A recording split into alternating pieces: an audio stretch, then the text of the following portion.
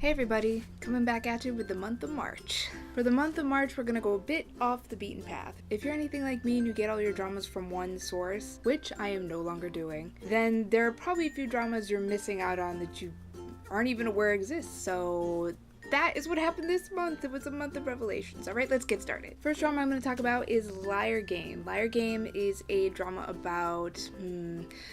It's a television show based on lying and betrayal, and of course the most naive girl in the world gets mixed up, along with a human lie detector ex-con, and, well, the host also plays a big part in it. Liar Game was first a Japanese drama. There may have been a manga or something on it, but I'm not sure, but there's definitely a Japanese version, and the Japanese version is pretty old. It's not new by any stretch of the imagination, and I had actually seen the Japanese one, so for me it was kind of hard not to compare. I also knew how some of the games are going to play out and who's going to win. Some positive points if you've seen both of them. The third game is specific to the Korean version. It was a game that hadn't been touched upon for the 2 series and the movie of the Japanese version. Other differences I noticed is that the Korean version had a lot more story injected into it. There was more information about the characters and their lives outside of the game, whereas in the Japanese version it focused primarily on the games, which wasn't bad because the games were fun to watch. They were super cool and awesome and clever, and you didn't even see, like, you have to be super clever to figure out how to win those games. They also moved a few other things around, like a few of the games were moved around, and towards the end they did set it up for possibly a second series, which wouldn't be unlike the Japanese version. The Japanese version has 2 series and then a movie to wrap everything up. So, we'll see. Time will tell. I watched this drama because I had seen the Japanese version and I thought this one might have been good as well. I kind of wanted to see the Korean take on it. It's like all those people who have seen every version there is of Boys Over Flowers. Like, you just kind of want to see how everybody does it and where the differences are and where the similarities are. Overall, I'd say the drama was good. It was interesting. I mean, the games are still, you know, a battle of wits, so that's always fun to watch. This guy here, he needs to stop taking this type of role. He will forever be a bad guy if he does not stop doing bad guy roles. I saw him in Trot Lovers and he did not have a bad guy role in that drama. He had the second male lead role and he was fine. Like, it's really hard to shake that super foreboding character that he was in My Love from Another Star. But this guy, I would like to see him do something different. I know that he is practically made for the villainous role, but I know he can do more. I didn't know the female lead and I didn't know the male lead from anywhere else. I have a feeling that this drama would have been a lot more popular, and no offense to anybody who's a fan of this guy here, but this drama probably would have been a little more popular if they had cast somebody with a little more star quality, because the drama was good, but that guy, in my opinion, he's nothing special. Sorry. For Liar Game, like I said, it's really hard for me to just view the drama on its own without dipping into the Japanese version. But for its own merits, we'll give it a 3.5 out of 5. It was good. It was good, but there were better things out there. Next, we're gonna do a drama, which is one of those dramas that wasn't featured on my main source of drama recommendations. I went outside for it. Actually, okay, so here's the thing. I get all of my drama recommendations from Drama Fever. I go to Drama Fever, and I see what's new, and I throw whatever I want to watch in the queue, and as far as I'm concerned, those are the only dramas that exist. Of course, this is not true at all. Now, I had a bit of a drought where there was nothing for me to watch. There was a point in there where nothing I had really wanted to see was done, and I had finished everything else I wanted to watch, so I had to find something else. So I went over to Viki instead, and I looked, and there was this drama here that looked like it might be interesting, and the name of that drama was Witch's Romance. So I placed a lot of faith in the dramas I watched through Drama Fever in that they'll be interesting, and I assumed off the bat that Witch's Romance was going to be boring.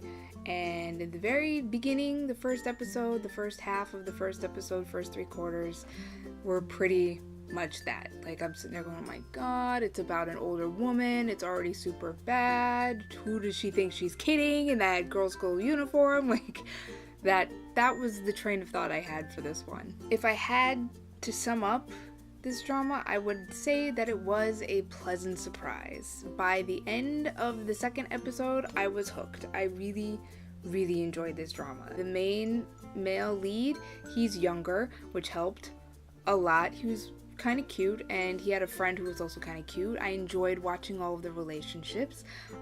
There's not much to say about what this drama is about. It's about an older woman. She's very fierce, very strong, very independent.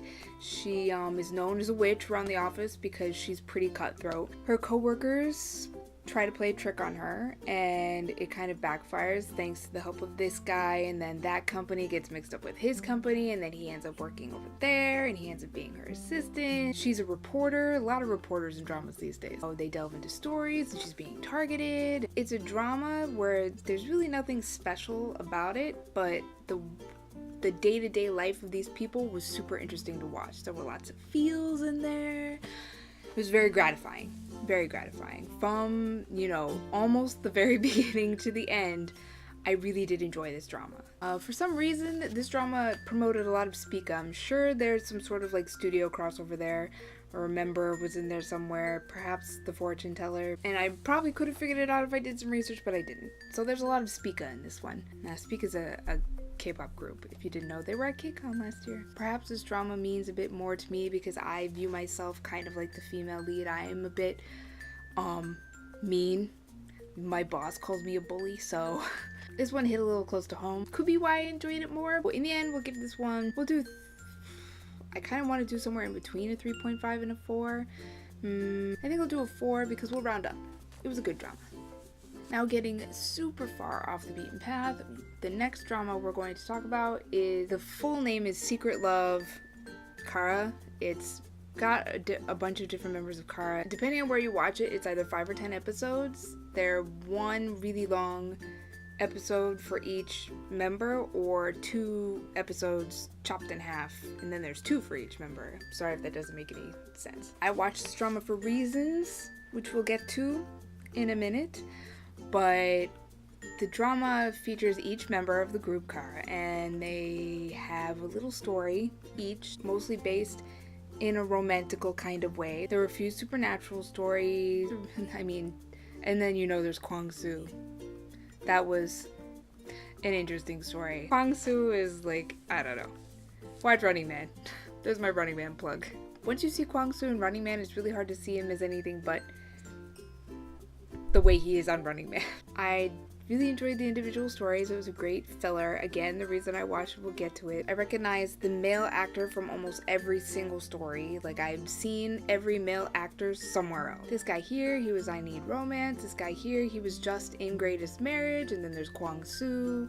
And then I forget who the other guy is. And then Ji Chang-wook, we'll get to him in a second. So each story could have been a little bit longer, could have been a little bit shorter, but overall it was fun to watch. Super good times. Good times. We'll give this one a 3.5 out of 5. It was good. It was good filler. It was short, so it was easy to watch. If it were any longer, it might have gotten a little bit insufferable. Finally, we get to the last drama of March. This was actually the first drama I watched, but I saved it for last. That drama would be Healer. I watched Healer as a filler. I was waiting for Hide Jekyll and Me and Kill Me to finish. They weren't done at the time, now they are. But I'm like, I might as well watch Healer. It is, I've seen it in a few places, why not? Healer is about I think they call him a night courier. He does a lot of odd jobs for people, whatever the job may be. He doesn't ask, they don't tell, he just takes the money and does the job. Oftentimes, jobs include something that's not quite legal, like stealing and protecting and punching some guys in the face. I was not super familiar with Ji Chang-wook, who plays the main character. I had seen him once before, though I didn't remember that I had seen him once before. He was in Bachelor Vegetable Shop. Not a very memorable role, to be completely honest. Healer, however, was astounding. I absolutely loved this drama. It was drama, and it was action, and it was intrigue, and it was great. The romance I loved, the chemistry was amazing between the two actors. When you watch action movies and there's a lot of fighting, sometimes the fighting can get a little boring because, you know, this guy punches this guy in the face, this guy needs this guy, kick, punch, punch, kick. The fighting in this drama, however, was very stylized, almost ninja-like. It was interesting to watch. They used props. It was always very interesting. Like, it held my attention the entire way through. Because of this role, Ji Chang-wook is on the list. I will now watch his dramas just because he's in them. That is why I watched Kara, because he was in it. And I appreciated his role, and I hope that he does more, and I can't wait to see him. He is charismatic and cute, and I feel like he just came right out of left field. Like, puh. Where has this guy been all this time? This role did a lot for him. I really, really liked this drama. There were a few times when the past was a little confusing versus the future. I had difficulty, like, who is who from the past? They all were different actors in the past than in the future, and I was having difficulty, like, is this guy this guy? So there was little confusing parts. The Ajumma role was great. That woman, I usually like her. She shows up in a lot of dramas. Healer, go watch it. I'm giving this drama 5 stars. And let me tell you what a drama has to do to get 5 stars. What happens in the drama has to affect what happens to my life outside of the drama. I get home earlier, I finish things sooner, just so I can start the drama as soon as possible and watch as much as I can in one sitting. I was late to work a few times because I couldn't stop watching the drama. That's how good that drama was. If you have to see Healer or Kara or Witch's Romance or Liar Game, watch Healer. And then second, I'd say watch Witch's Romance because that one's pretty good. But Healer, well, if you haven't seen it yet, go see it. I cannot recommend it enough. It was a great drama. Solid from beginning to end. I didn't pick up my phone at all. That's how great this drama was. Ugh. Go watch it right now. Just turn off this video. I shouldn't be saying that, but go watch it. Okay. Those were the drama reviews for the month of March. You can see them, don't see them. If your opinion differs from mine, that's great. Go ahead and mention something at the bottom. Perhaps you didn't like something that I did or like something that I didn't. I mean, everybody's entitled to their own opinion. You didn't see my February video. I don't recommend that you see it, but if you want to, it's here.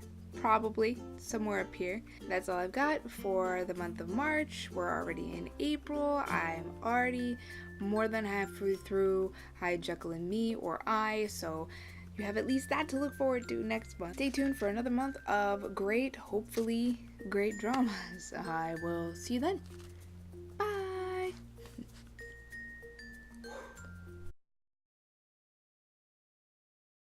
We'll see. Time will tell.